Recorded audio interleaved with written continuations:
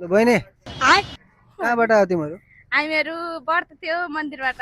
मस्त जोक मारा रे। व्रत हजुर के को लागि हो व्रत बस्ने? व्रत राम्रो बुढा पाओस्, शिवजी जस्तो बुढा पाऊ भनेर।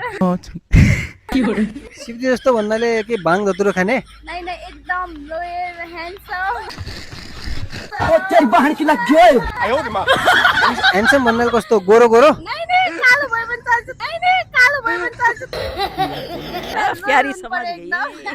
लोयल भन्नाले कस्तो भन्नाले के बानी कस्तो कस्तो बानी हुनु पर्यो केटाको? केटीलाई नहेर्ने जस्तै मलाई माया गरेपछि मलाई मात्र हेरिराख्ने र अरूलाई नहेर्ने यस्तो हुन्छ नि। पाउँदैन यस्तो त पाउँदैन। यस्तो के अब तिमीले भन्यो नि मलाई मात्र हेर्ने भन्यो नि त। अब इतनी खुशी। अब यसो तिम्रो तिम्रो बुढा बजारतिर डुल्न गएपछि यसो अरू केटीहरू नि देखिन्छन्, आँखा त गइहाल्छ नि त। नहेर्नु पर्छ यसरी।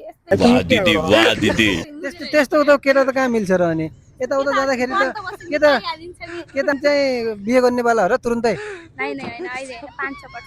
अनि 5-6 वर्षपछि बिहे गर्ने, अहिले किन व्रत बसिरहेको छौ? अब अहिलेदेखि राम्रो पाओस् अनि अहिलेदेखि बस्यो भने पछिसम्म र राम्रो केटा पाउँछ भनेर हुन्छ नि। शाबाश बेटा। मेन यो बुढो चाहिँ राम्रो पाओस् भन्नको लागि त मन्दिर गयो।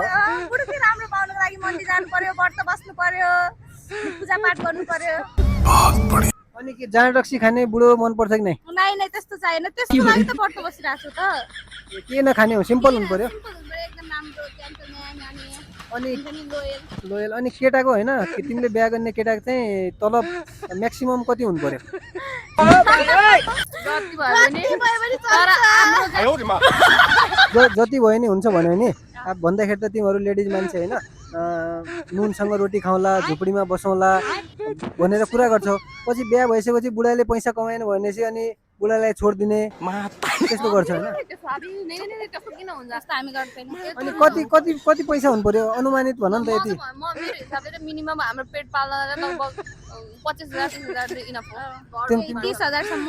अनि 25-30 हजारको त तिम्रो मेकअपमा खर्च जान्छ नि। गएर जाउँछ।